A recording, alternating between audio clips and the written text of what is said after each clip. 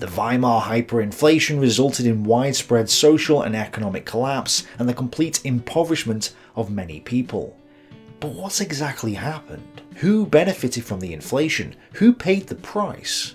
Well, in this multi-part series, we're going to re-examine the evidence, dive into the details, and dispel many of the myths associated with this disaster. With references at the bottom of the screen and a bibliography and timestamps in the description, this is BankWars Weimar Hyperinflation.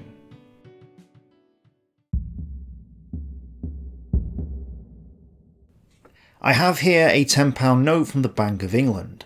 It's got a fancy design with the Queen's head on one side, and in this case the picture of Charles Darwin on the other.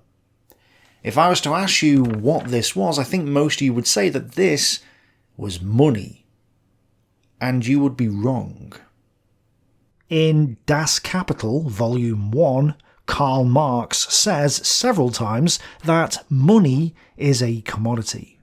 And for once, he is actually correct. In order for something to be classed as a money, it must be a commodity. And he's not the only one to say this. A commodity that comes into general use as a medium of exchange is defined as being a money. So yes, both ends of the economic spectrum agree that money is a commodity. A commodity is something that can be used in some way.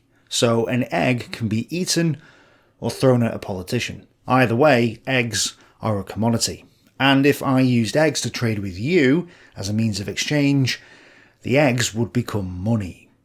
Money is a commodity. Learning this simple lesson is one of the world's most important tasks. So often have people talked about money as something much more or less than this. Money is not an abstract unit of account, divorceable from a concrete good. It is not a useless token only good for exchanging. It is not a claim on society. It is not a guarantee of a fixed price level. It is simply a commodity. Currency, though, isn't a commodity. Yes, I can exchange this £10 note with you, but it doesn't have a use by itself. I can't build a fence with it. I can't eat it. I can barely write on it. I could burn it, but it's probably toxic, so it doesn't really have a use other than as a means of exchange. It is therefore currency, not money. Commodity money is that type of money that possesses intrinsic value on its own, independent of any governing body. This means the money itself contains its own worth. It is not merely a token or representative of financial value as with banknotes or numbers on a computer screen and in a ledger. The £10 note is what's known as fiat currency. A fiat is an arbitrary decree, order or pronouncement given by a person, group or body with the absolute authority to enforce it. A currency that derives its value from declaratory fiat or an authoritative order of the government is by definition a fiat currency. All currencies in use today are fiat currency. So, just to make this clear, the reason why you think this £10 note has value is because some guy at the Bank of England said it does. You were tricked into thinking that this £10 note has value. Those coins in your wallet, those paper and plastic notes that you hand over to the store clerks, the digits on your bank balance, all of it has no value unless the commissar at the central bank says it does. Now you might argue, okay Tick, but you can use that £10 note in a shop. You can exchange it for goods and services. Therefore it does have value. And you would still be wrong. This is an old £10 note. It's no longer in circulation and it's no longer accepted. The commissar at the Bank of England decreed that this style of £10 note is now worthless, and so it is. These are the new £10 notes that can still be used for now. One day though, these plastic replacements will be rendered worthless as well, and one day the pound sterling will be gone, along with the dollar and the euro and the French franc and the German mark and the ruble and the lira, etc. Some say that all fiat currencies go to zero, but that's technically not true.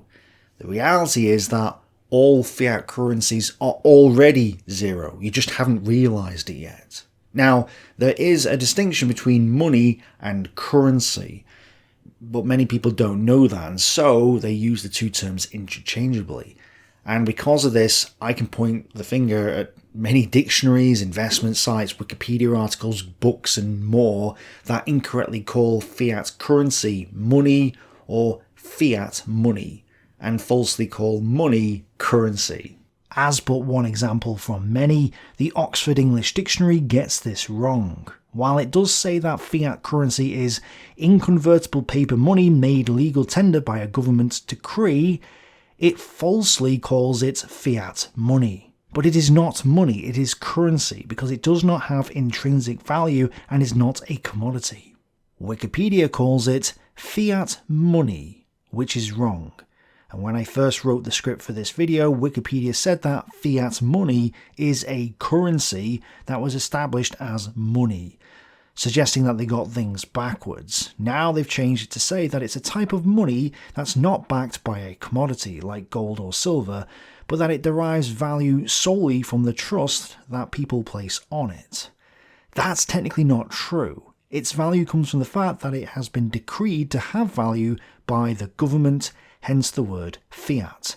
And while Wikipedia does say that the word fiat comes from Latin to mean decreed, and does say that fiat currency is declared to be legal tender by a government, it doesn't connect the dots for the reader and is pretty misleading. It then says that a monetary system is a system by which a government provides money in a country's economy, because it falsely assumes that no money can exist without government intervention, even though it then points out that gold and seashells were used as money, which, if you read up about them elsewhere on Wikipedia, existed before governments or central banks. Clearly, the people writing Wikipedia not only contradict themselves, but don't know what they're talking about. Unfortunately, many of the books and sources I'll be using in this series get this wrong too. In my opinion, one of the best books on the subject is When Money Dies by Adam Ferguson, which I highly recommend. Another is The Downfall of Money by Taylor, which also covers the history well. But unfortunately, both of these titles are wrong. Money didn't die, currency died. And it wasn't the downfall of money, it was the downfall of currency. So this is going to cause us problems as we progress through this series, because I will be quoting from books that get this wrong. So to clarify things then, I'm going to use square brackets to correct the errors. For example, let's just take a random quote from Ferguson's When Money Dies. The Chancellor would accept no connection between printing money and its depreciation. Well, this is incorrect because they weren't printing commodities or money, they were printing paper currency. So if this quote comes up in the series, I will simply use square brackets to change it so that it reads correctly. The Chancellor would accept no connection between printing currency and its depreciation. While many other commodities have been used as a means of exchange, gold emerged as the predominant money and remains so throughout history.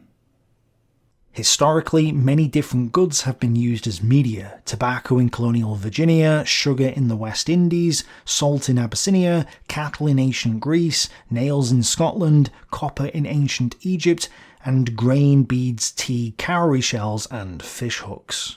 Through the centuries, two commodities, gold and silver, have emerged as money in the free competition of the market and have displaced the other commodities.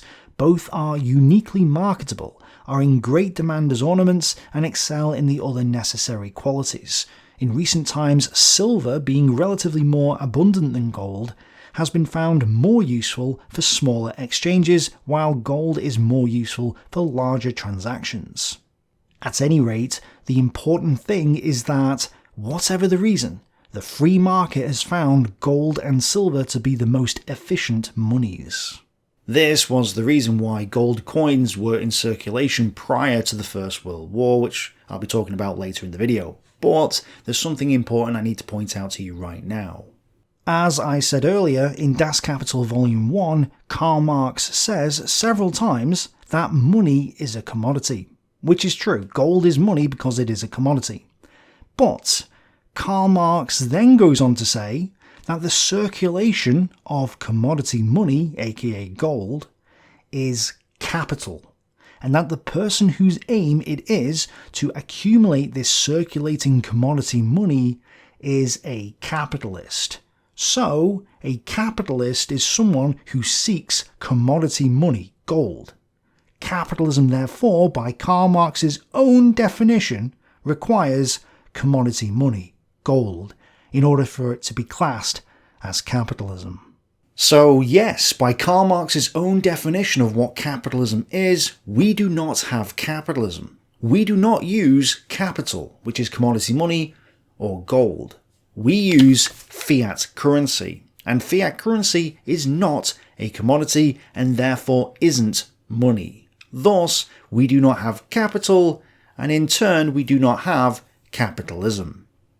And if you use the historic and correct definition of capitalism, which is the private ownership or control of the means of production, we don't have that either. You don't own your own house, you pay rent to the state in the form of taxes because the state actually owns it. Here in the UK, in order to build something on what is meant to be your own land, you have to get central planning permission, because again, you don't own that land, the state does. You don't even own the sweat off your brow because you must pay income tax on it, which means the state owns you and is entitled to your labour. Price controls, wage controls, regulations, planning permission, taxes, fiat currency, central banking, which Karl Marx called for in the Communist Manifesto, isn't private ownership. So we don't have capitalism. We never had it, and it's doubtful we ever will. What we actually have right now is the veneer of capitalism on a coffin of socialism, and a lot of people believing a lie. In addition to money and currency, there are two more words we need to understand before we proceed, and they are inflation and deflation. And to illustrate this, I'm going to blow up this cartoon balloon. What I've just done here is pumped air into the balloon, causing the balloon to expand. That expansion is an inflation. Similarly, if I let go of the end, the air rushes out and the balloon deflates. Well, the same thing applies to the currency supply, and inflation is the expansion of the currency supply, while a deflation is a contraction of the currency supply. And, unlike what the communists at the central banks will tell you, inflation is not a rise in prices, and deflation is not the fall in prices, because an expansion is not a rise. An expansion might cause the rise in prices, but the expansion itself is the inflation. Rising prices might be a symptom of inflation, but it's not the inflation itself. Prices are going up because there is an additional quantity of money searching for a not increased quantity of commodities. And the newspapers or the theorists call the higher prices inflation. But the inflation is not the higher prices. The inflation is the new money pumped into the market. It is this new money that then inflates the prices. Now, I know people are going to argue against this. They already have in previous videos of mine. So, I've heard the arguments. They'll link to the central bank websites and the redefined dictionary definitions to prove their points. Okay, great. What they don't realise is that they've been hoodwinked by changing the definition of inflation from the expansion of the currency supply to rising prices. The communist central bankers have taken the blame off themselves and placed it on the small business owners and the workers. Oh, how dare the greedy poor and the greedy workers raise prices? How dare they demand higher wages for their labour? They are capitalist pigs. In reality, the expansion of the currency supply is the cause of the price rises. Those who own the printing presses and are capable of adding digits to a screen, they are the ones to blame. It's the greedy communists at the central banks that have caused the rise in prices, not the workers demanding higher wages or the shop owners being forced to raise prices. So I'm going to stick to the logical and common sense definitions throughout this series, because by doing so, not only will things become much clearer, but the blame will be placed squarely where it belongs, on the state. So, money is gold, currency is paper banknotes or digits on a screen or in a ledger.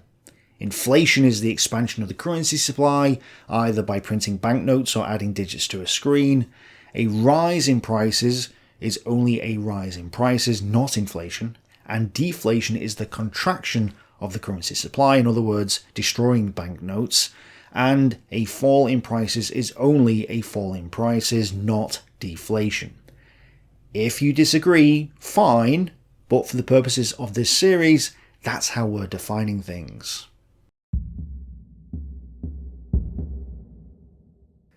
According to Wikipedia and other sources, the Weimar Hyperinflation only started in 1921. And while this is technically correct, the rapid rise in prices started then, the inflation of the currency supply that led to the hyperinflation actually started in or before 1914. So, in order to explain what happened, we need to start our narrative prior to the First World War. In the late 1800s and early 1900s, the world was on the so-called gold standard. I say the so-called gold standard because it wasn't actually gold. People assume that gold was the dominant means of exchange at the time, but this simply wasn't the case. Only a quarter of the means of exchange around the world was gold coins, another 15% was silver coinage, and the remaining 60% was fiat paper. And most of the gold had already been captured by the central banks and wasn't issued to the public. So the public were largely walking around with fiat paper, calling it the gold standard, when in reality it wasn't. The gold standard system was already undermined before the war. The first step was the abolition of the physical use of gold in individual payments and the accumulation of the stocks of gold in the vaults of the great banks of issue. The next step was the adoption of the practice by a series of states of holding the gold reserves of the central banks of issue, or the redemption of the funds that took their place, not in actual gold, but in various sorts of foreign claims to gold. Thus it came about that the greater part of the stock of gold that was used for monetary purposes was gradually accumulated in a few large banks of issue, and so these banks became the central reserve banks of the world. Which is interesting because the central banks were accumulating gold, telling everyone it was worthless, and then selling them fiat paper. And this leads me to a very important question. Was the hyperinflation deliberate? Some historians say it was, some historians say it wasn't, and those who say it wasn't argue that it was an accident, or that the Allies caused it, or something else. The central banks and the central state didn't do it on purpose. Well, throughout this series I want you to have that question in the back of your mind. Was it deliberate? And if it wasn't, why were they removing gold from circulation prior to 1914? Why were they deliberately issuing paper currency as a replacement to hard assets? What would be the point of replacing gold with paper other than to inflate? If they weren't intending to inflate, they would just keep using the gold and wouldn't remove it from circulation. So we know, just by thinking logically, that the inflation was deliberate. But that doesn't mean that the hyperinflation was deliberate. While they certainly wanted to inflate, they may not have intended to hyperinflate. So the question remains, was the hyperinflation deliberate? Now, the idea of the gold standard that people have in their heads these days is that you would deposit your gold coins, in this case a British Britannia coin, in the bank to save you carrying around the weight. The bank would then give you an IOU for the gold, in this case a lot of fiat paper. That's why the fiat currency notes still say, "I promise to pay the bearer on demand the sum of £10, because it was meant to be at £10 of gold. The idea was that I could go to the bank, hand in this fiat paper and collect £10 of gold. Just to point out, the pound sterling was originally a weight of silver, but by the time of the gold standard, the pound was no longer a pound of silver. It was, in fact, and still is, 7.32 grams of gold, and that's why sovereigns were known as pound sterling back in the gold standard era. The point is that people think that during the gold standard, you could redeem your fiat paper IOUs at the bank and receive something of value. Gold. But that's not actually how it worked. In Germany, the bank law of 1875 made it so that no less than 1/3 of the banknotes had to be backed by gold. In other words, if I put this sovereign gold coin in the bank could lend out 3 IOUs of fiat paper to other people. So there would be 3 IOUs all claiming the same 1-ounce gold coin. This was known as fractional reserve banking, and it was an inflation. They were expanding the currency supply. They were creating additional currency units out of thin air beyond the amount of money or gold in the system. This was why there were recessions and depressions during the gold standard era, because the artificial boom was financed through a credit expansion, and the bust would occur when the banks were unable to issue any more currency.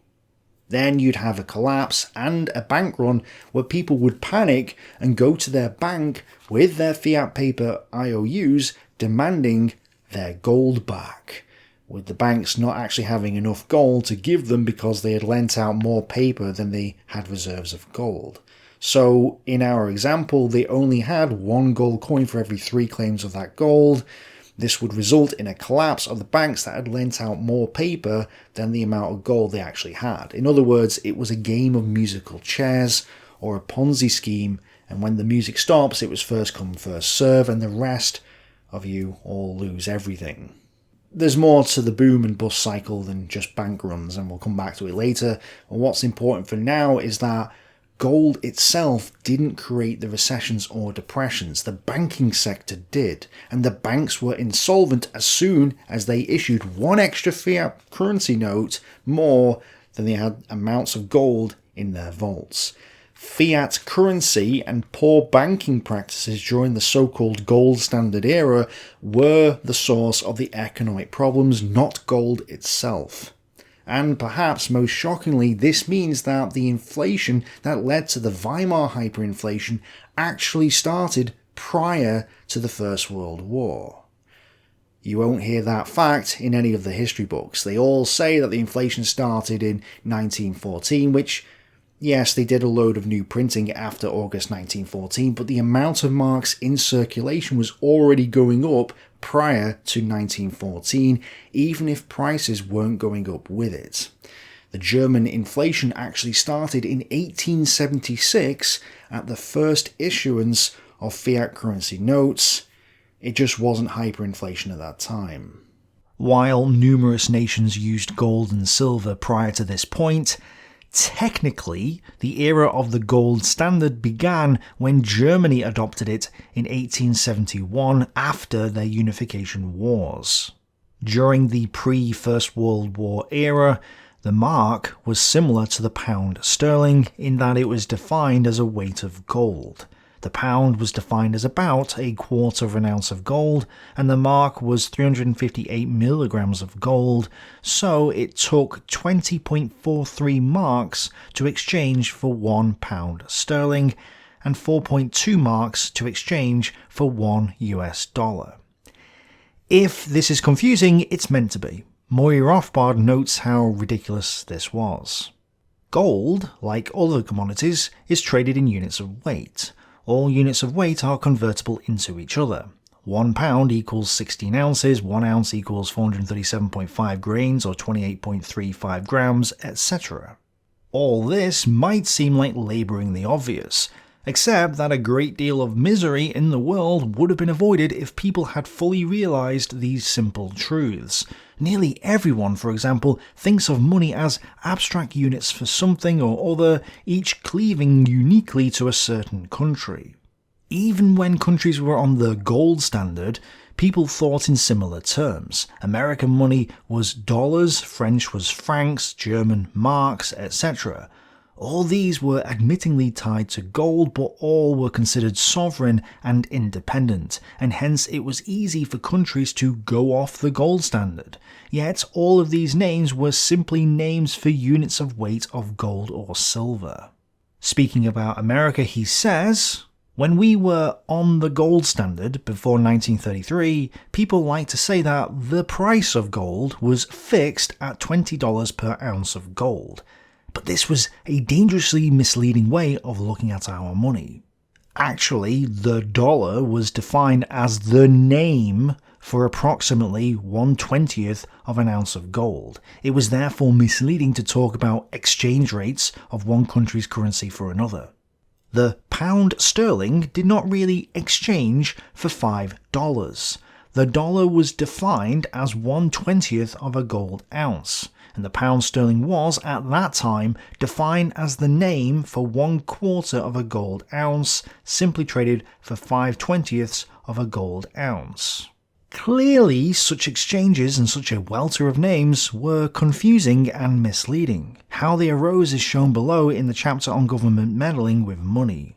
In a purely free market, gold would simply be exchanged directly as grams, grains, or ounces, and such confusing names as dollars, francs, etc. would be superfluous. The reason this is important is because, when talking about the Weimar hyperinflation, many of the historians like to compare the ever-inflating mark to the dollar or the pound sterling so that you can get a feel for how quickly it was devaluing. That's fine, you can do that. The problem is that neither the pound nor the dollar were the price of gold. They certainly weren't stable. The pound sterling was being inflated during the First World War, so it's misleading to compare the mark to that, and even though the US dollar was pegged to gold, again, the US Federal Reserve was also issuing additional banknotes, so they were being devalued as well, and the market price of gold was being artificially suppressed thanks to the issuance of fiat paper. Even more confusing, many of the historians like to compare the price of a paper mark to that of a gold mark. But the so-called gold mark were actually struck in silver. From what I can see, only the larger denominations, those in 5, 10 and 20 marks, were in gold coin form. If I'm wrong, I'm sure a coin collector will correct me. Pfennigs, which were similar to pennies or cents, were mostly in copper, nickel or iron, with only the 50 Pfennig coin being silver. So again, measuring the paper mark versus the so-called gold mark won't give us an accurate price because the gold mark was actually silver, and even if it was gold, that wouldn't be the price of gold, only the price of the gold mark. And the price of gold was also manipulated because many of the central banks were hoarding gold and printing currency to devalue gold, so the point is that it's very difficult to actually measure the inflation. Even though fiat currency made up 60% of the world's means of exchange during the gold standard era, Germany actually had a lesser amount of fiat than the average around the world. Somewhere between 52 and 65% of the exchange consisted of the coins just mentioned, gold, silver and other base metals. It's not stated why that is the case in the sources that I have, but I would imagine it's because Germany had only recently unified and the Central Bank of Germany, the Reichsbank, was only founded in 1876, so they hadn't had time yet to flood the market with paper, although they were trying. The Reichsbank viewed this dependence on coinage with increasing disapproval. As international tensions mounted in the pre-war years, the Reichsbank also considered the excessive circulation of coinage dangerous because it could act as an extreme brake on the Reichsbank's ability to satisfy government liquidity requirements in the event of war.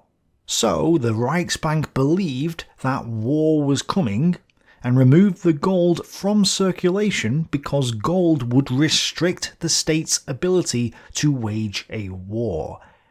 Again, the policy of removing gold was both deliberate and a way of allowing inflation and war. That's why the Reichsbank began to issue fiat paper treasury and banknotes from 1876 onwards, and these came in 5 mark, 20 mark, 50 mark, 100 mark, and 1000 mark denominations. I have here a 100 mark note and a 1000 mark note, both from the year 1910. And to confirm, neither of these so-called gold standard notes are gold. They are both made out of paper. So this is your so-called gold standard, guys. The 1000 mark note will be significant later in the series, so remember that it existed before the First World War. And as far as I'm aware, these are genuine, which is why I'm wearing gloves. But you can never be certain when it comes to fiat currency. Paper isn't like gold or silver, which are difficult to fake because gold can only be created in the heart of stars. This stuff can be printed by anyone with a printer. They do look genuine though, so good old eBay. And if so, these 100 mark and 1000 mark notes in 1910 were the last series to be printed prior to the First World War, and were part of the effort by the Reichsbank to replace the gold in circulation with fiat paper. In Germany, where before the war relatively very much gold was in circulation, there was a constantly growing endeavour to withdraw it from circulation by an extension of check and clearing transactions and to divert it to the vaults of the Reichsbank. The exchange value of gold fell as commodity prices rose between the years 1896 and 1914. This was as a result of the credit and fiat currency expansion by the central banks, and it encouraged people to sell their gold. Let me explain this because it's important to grasp the concept. Let's take this gold sovereign, and let's say that this gold sovereign can buy this pen. The price of this pen is therefore £1. Now, let's say that I print some fiat currency, or in this case I've got a fake fiat pound coin that's not made out of gold, it's made out of some random metal that's nowhere near as valuable, but because the commissars at the central bank have decreed that this fiat coin is as good as gold, what has this done to the supply of gold? It's doubled it. And what happens when you double the supply of gold? You half the price of it. So now it takes £2 to buy this pen. It's supply and demand. And what they've actually done here is artificially lowered the price of gold by printing more fiat into existence. The price of gold is therefore lower than it was before the inflation. So people think gold isn't worth holding on to because it's gone down in price. They therefore start to abandon gold and rush to buy other commodities with the gold, lowering the price of gold even more.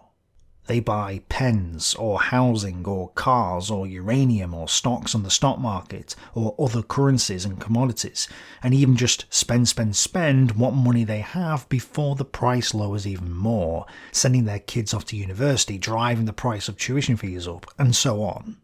The point is that by decreeing that fiat is as good as gold, the commissars can suppress the price of gold and get people to abandon gold for fiat or other commodities, allowing them to inflate or wage wars or whatever they want to do.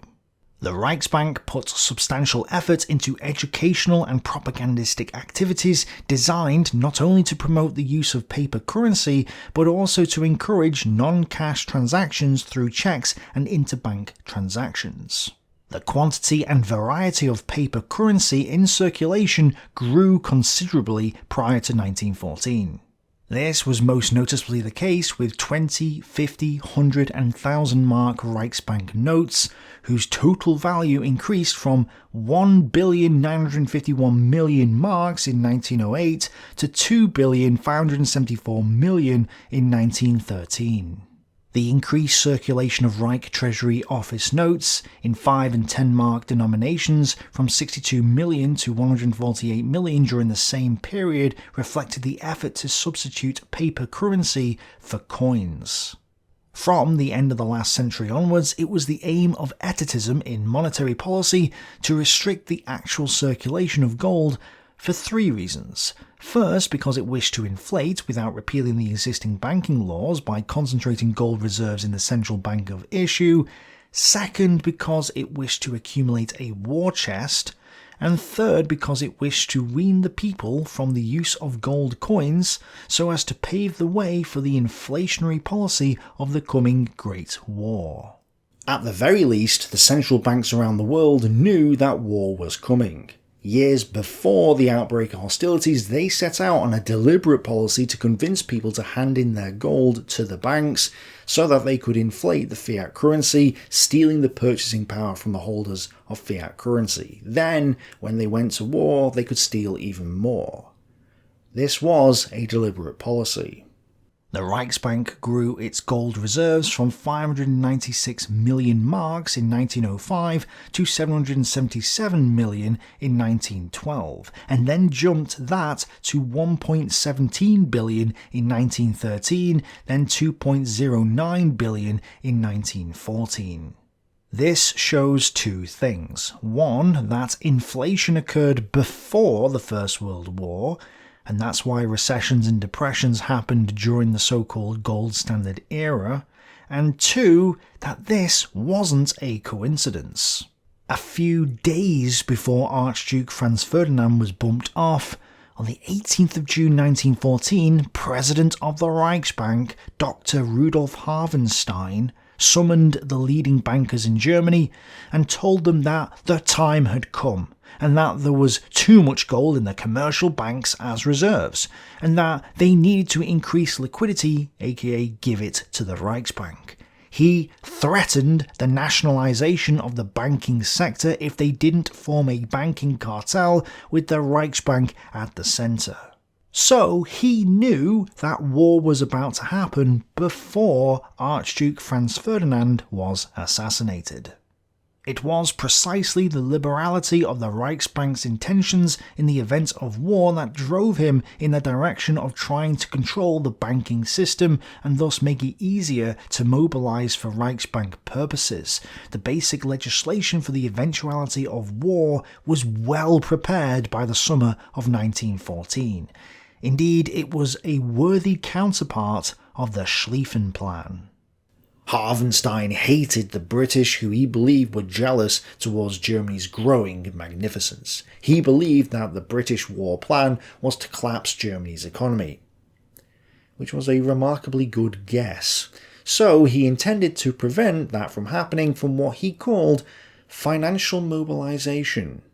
As Europe plunged into one of the most devastating conflicts in world history, the people of Germany cheered for the deaths of millions of people. Some, though, fearing an uncertain future, went to the bank to hand in their fiat paper in exchange for gold. 163 million gold marks were redeemed in the July of 1914, with people stuffing them under the safety of their mattresses.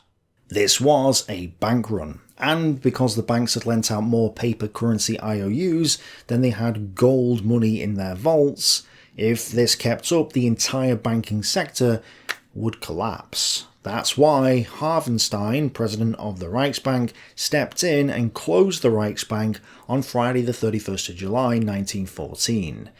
This prevented the Germans from getting their gold. When the Reichsbank opened again on Tuesday 4th of August, the Reichsbank ended the practice of customers redeeming their paper IOUs, their fiat currency, for physical gold and silver. Yes, the Reichsbank had stopped issuing gold and silver coins, forcing people to accept paper currency. Paper currency now rapidly became the only exchange in circulation. Gold coins from now on were either hoarded by individuals, therefore being removed from circulation, or became the property of the government, which was from the start keen to persuade an often reluctant populace to hand over whatever gold it still had, whether in the form of money or valuables. Gold represented, to the German government, something they could trade internationally. The gold standard was killed, and the gold mark gave way to the paper mark. The gold standard did not fail. The governments were eager to destroy it. People fight the gold standard because they want to substitute national autarky for free trade, war for peace, totalitarian government omnipotence for liberty. It was not gold that failed. It was the folly of trusting government to keep its promises. To wage the catastrophic war of World War I, each government had to inflate its own supply of paper and bank currency. So severe was this inflation that it was impossible for the warring governments to keep their pledges, and so they went off the gold standard, i.e. declared their own bankruptcy shortly after entering the war. And that's exactly what the Second Reich did. Rather than increasing taxes, which would have been unpopular, they simply printed currency and spent it. They were financing the war through currency expansion. In other words, inflation was paying for the war. The question is, what happens when the central banks inflate the currency supply to fund their spending programs? Let's find out.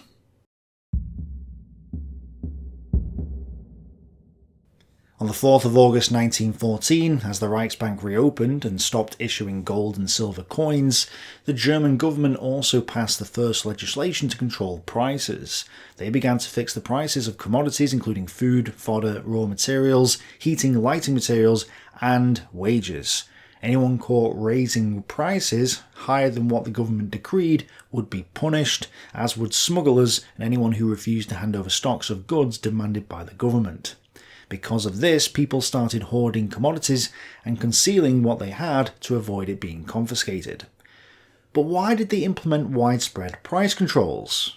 From what I can see, they didn't do that in previous wars, and if they did believe that the war would be over by Christmas or would otherwise be a short war, like the Franco-Prussian War, why even bother to implement price controls? You would only implement widespread price controls if you expect widespread price rises. And why were they expecting widespread price rises in this war and not in previous wars?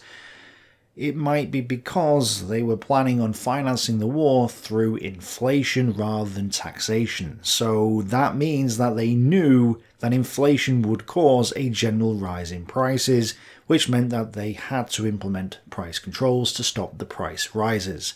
Thus, inflation was a deliberate policy, and they weren't ignorant of the effect that inflation would have on the rise of prices. Now, some of you may argue that price controls were implemented because of shortages resulting from the Allied blockade, forgetting of course about the French blockade in 1870. But why would the Allied blockade result in a rise in wages? It wouldn't. They knew that inflation would result in a general rise in prices, including the rise in the price of labour, and had to implement wage controls. So again, inflation was a deliberate policy, and they weren't ignorant of the effect that inflation would have on the rise in prices. Then, on the 18th of September 1914, the German government issued a decree saying that all payments in gold were invalid. And another bill on the 23rd of November 1914 said that gold coin premiums were illegal. And just to clarify this, a coin dealer might charge something like 5% on top of the price so as to keep his lights on, to keep himself in business. The state was saying that they weren't allowed to charge this extra premium, which would legally drive the coin dealers out of business. In addition, they decreed that dealing with gold would be punished with imprisonment and fines. Exports of gold were outlawed, and gold wasn't allowed for most industrial uses. Gold ornaments and objects were also limited, and the propaganda asked the German people to hand in their gold in exchange for paper or other base materials. And swept up by the nationalism and war fever, and through sheer economic ignorance, the people obeyed and handed in their gold. There was actually a memorial medal from this time inscribed with this verse: "Gold I gave to defend my country, iron I took for a badge of honour." Gold coins therefore disappeared from the market, either being handed in to the banks or hoarded in secret by individuals. It's worth noting though that only about 2 billion gold marks were surrendered by the people, and about 5 billion gold marks remained in private possession. Still, most transactions were now being done in paper marks, and the Reichsbank began to print more of it to cover the cost of the war. In England, 20% of the entire cost of the war was met out of taxation, while in Germany only 6% was so met, the rest being met out of loans. The German government didn't want to burden the people with tax during the war for morale reasons, opting instead to wait until after the war to raise taxes. Heavier taxation could have kept prices in check, but the government only started raising taxes in 1916, concentrating first on businesses and consumption, for example a tobacco tax. Then more taxes were imposed in 1918, but by then it was too late. German public state debt grew from 5 billion marks prior to the war to either 39 billion or 48 billion marks by the end of it. The sources vary. And the amount of paper in existence grew from around 2.1 billion paper marks in early 1914 to 22.2 billion by December 1918. That's more than a tenfold increase in the amount of paper being thrown at the market in less than 4 years. To explain why this was bad, I'm going to have to explain what inflation does. Imagine that it's a really hot day and you really want an ice cream, and there's an ice cream van nearby. So you reach into your pocket and pull out the only £1 coin that you have. Now, let's just imagine that an ice cream costs £1, so you're on your way to the ice cream truck to buy an ice cream, but then the pound slips from your hand and drops down a grid. Okay? You're going to be annoyed because it was your only £1. You're going to go without ice cream. The miserable ice cream van man's going to be relieved he didn't have to serve you. So basically, it's going to be a bad day overall. And the reason why is because that was your only £1 coin. Now imagine instead that you're a millionaire. You would just reach into your pocket and pull out another £1 coin. To a millionaire, the loss of £1 coin is insignificant. But to someone who's only got £1 coin or a few, the loss of £1 coin can be devastating. And what I'm describing here is the idea of scarcity. What gives money or currency its value is its scarcity. People want it because it's rare. But if you start increasing the supply of the currency, if you print more of it, it becomes less rare, less scarce, and the value of the currency goes down. A millionaire is not as concerned by the loss of £1 as a poor person is. Another thing we have to consider is that, let's say that me and my friend purchased one ice cream each a day because that's all we could afford. Great. But then suddenly the amount of pounds we have per day doubles, so we can now buy 2 ice creams each, right? Well, no, it depends. The ice cream van man may only be producing enough ice cream to satisfy current demand. So if he was selling 2 ice creams a day to 2 people, and then suddenly we both want 2 each, he may not have the stock or the capacity to produce 4 ice creams per day. So what happens is that my friend goes to the ice cream van man and buys 2 ice creams, and then when I get there, the ice cream van man doesn't have any ice cream left to give me. So I'm left with 2 unspent pounds in my pocket and can't purchase any ice cream at all, even though I have double the amount of money I had the day before. What's happened is that the amount of currency has increased, but the amount of goods and services in the economy has stayed the same. So that extra currency can purchase more stuff with it, leading to shortages. The prices stay the same, either because they haven't had time to adjust, or because some price commissar regulated the prices to keep them down, and people rush out and buy more stuff. And since there isn't enough goods to meet demand, you have shortages. And it's not really shortages. There's as much ice cream as the day before. Instead, it's excess consumption brought on by the artificial increase in the amount of currency. That means the first people to spend their newly printed currency get to buy all the stuff before the prices have time to adjust.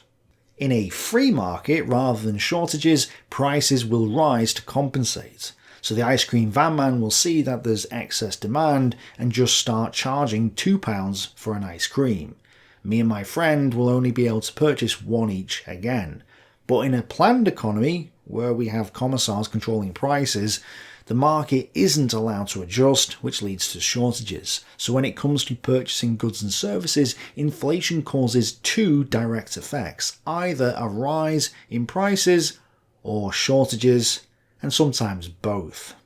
This is why inflation hurts the poor and the middle income earners as well. What's actually happening is that the government and the central bank are purchasing resources, assets and goods and services away from the rest of the people. The government agents get to the shops first with their newly printed currency, and those of us furthest away from the printing presses are left without, or with higher prices once the market begins to react. And this is where the idea comes from that there just isn't enough currency in the economy, and what we really need to do is print more currency and just give it to the people, or businesses or whatever. Because that'll solve all our problems. The problem is not to increase the quantity of money. The problem is to increase the quantity of those things which can be bought with money. And if you are increasing the quantity of money, and you are not increasing the quantity of things which can be bought with money, you are only increasing the prices which are paid for them. And this is what happened in Germany during the First World War.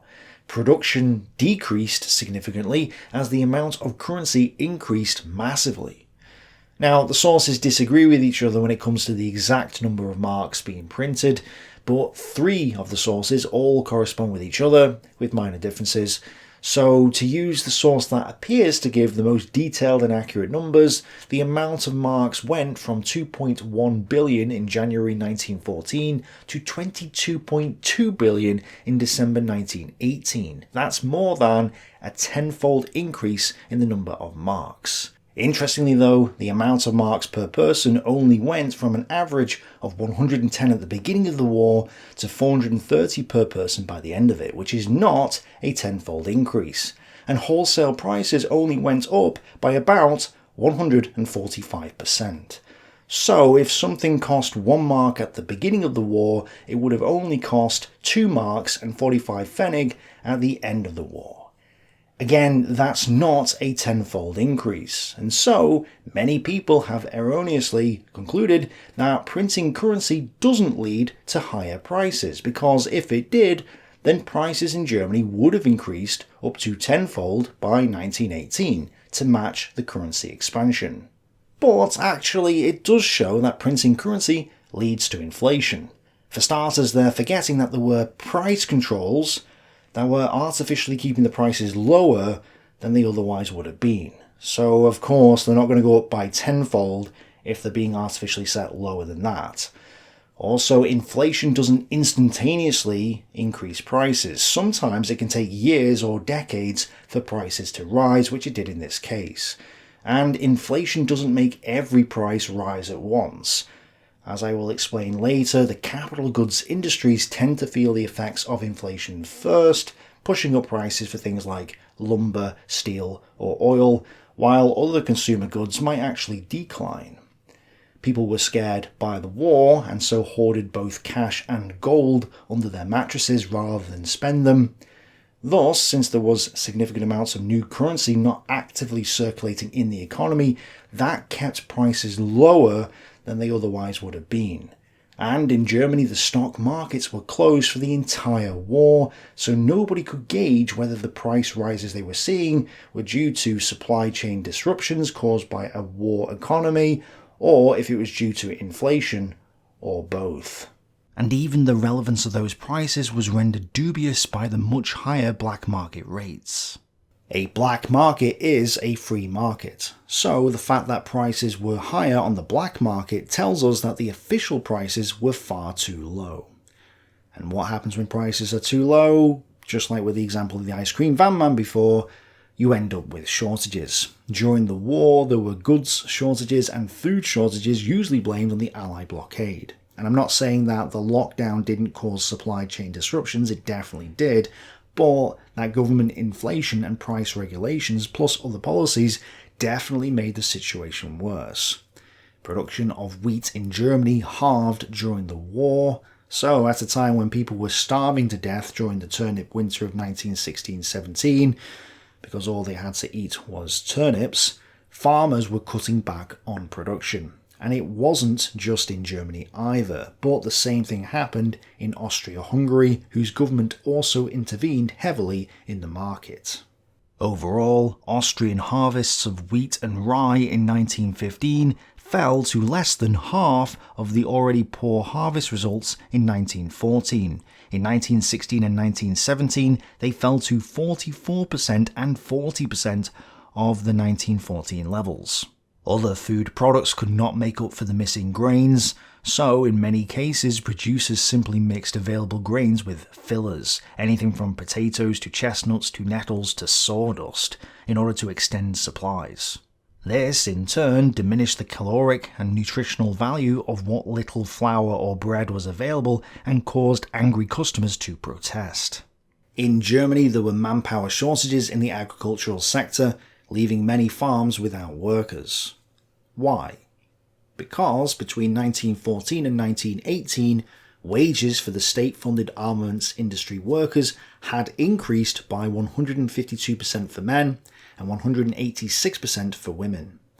And because other sectors didn't have direct access to the printing presses, their workers only saw wage increases of between 82 and 102%. This is why consumer goods manufacture and profits declined, with beer production decreasing by 2/3 over the course of the war. In other words, inflation was stealing purchasing power from the farmers and the other consumer goods industries and shifting that purchasing power to the armaments industries and government and military sectors. This led to higher wages for government-funded firms and less wages for those non-government funded firms like the farms. This then led to shortages of labour on the farms and therefore less food being produced. Increases in the production of weapons and other material of war contrasted with a relative decline in consumer manufacturing and non-war related services. This became especially pronounced after the Hindenburg Programme was inaugurated in late 1916, a greatly, in fact almost grotesquely, accelerated armaments production programme that threw all consideration of Germany's actual material and human resources to the wind. It resulted in an even more distorted economy by war's end. In addition to this, there were rent controls, which kept prices artificially lower for rents. So again, why would the Allied blockade cause them to implement rent control? No, it was actually because they knew that inflation would result in higher rents. And what happens when you artificially lower prices? That's right, it causes shortages. As the war progressed, there was a huge housing shortage, exacerbated by the mass of workers moving from the farms to the factories due to the ridiculous increase in wages. Ordinary Germans were also suffering from disastrous shortages of shoes, clothing, coal, and soap. It's no wonder that there was a lice epidemic during the war. It was clear that Germany was turning into two countries: an urban Germany dependent on food imported from abroad or the countryside, and a rural Germany which was self-sufficient and reluctant to release what it grew or reared unless the price was right. This division would continue well into the unhappy peace. If industrial production had been 100 in 1914, then by 1918 German industrial production had declined to 69. Britain's also declined, but only to 87, and Russia also went down to 83. Overall, Germany suffered the biggest decline in productive capacity of all the warring powers. So Germany and Austria had killed their own economy via central planning, and then were trying to import the food from other parts of Europe. This led to infighting within the Axis powers. Vienna's food supply situation was particularly disastrous. In April 1918, mass starvation had only narrowly been averted by the desperate expedient of confiscating barges carrying Romanian grain belonging to Germany up the Danube. I know that I'll get some pushback from the usual suspects who deny that the German economy during the First World War was centrally planned. So, to shoot them down in flames, here is a famous historian and then a famous economist on opposite sides of the political spectrum, both saying that this was a centrally planned economy. The Hindenburg Programme attempted to galvanise and reorganise the German economy to bend it to the overriding purpose of winning the war. Pushing the civilian politicians aside, Hindenburg and Ludendorff established a silent dictatorship in Germany, with military rule behind the scenes, severe curbs on civil liberties, central control of the economy, and the generals calling the shots in the formation of war aims and foreign policy. And the First World War brought about a trend towards war socialism. One branch of business after the other was centralised, i.e. forcibly placed under the management of a committee whose members, the entrepreneurs of the branch concerned, were nothing but an advisory board of the government's commissary. Thus, the government obtained full control of all vital branches of business. The Hindenburg Programme advocated an all-round application of this system for all branches of German trade and production. Its execution would have transformed Germany into a purely socialist commonwealth of the Zwangswirtschaft, compulsory economy, pattern. But the Hindenburg Programme was not yet completely realised when the German Empire collapsed. So, while the Allied blockade had an impact, I would argue that a lot of the economic problems that Germany and Austria faced in the First and Second World Wars were actually self-inflicted. They destroyed themselves and then obviously lost the war, and this was due to central planning which could only be funded via inflation, requiring the Reichsbank to take Germany off the so-called gold standard.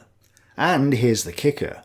When the First World War began in July 1914, the Reichsbank had 1,356.8 million gold marks in its vaults. By the end of 1918, the Reichsbank had increased that amount to 2,626.2 million.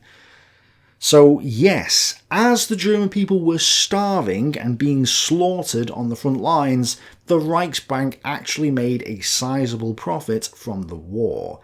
They actually doubled their money in 4 years.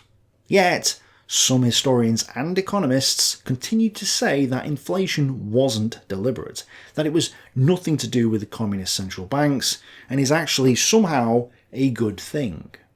What's interesting though is that people at the time actually foresaw the hyperinflation before the First World War was even over, or had even begun. The present writer forecast it in 1912. The American economist B.M. Anderson confirmed this forecast in 1917. Lord Baron Keynes didn't predict it though, did he?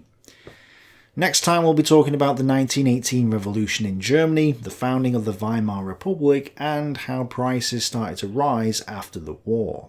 If you haven't already, make sure you subscribe to my channel to be informed when those future videos release. Thanks for watching, bye for now.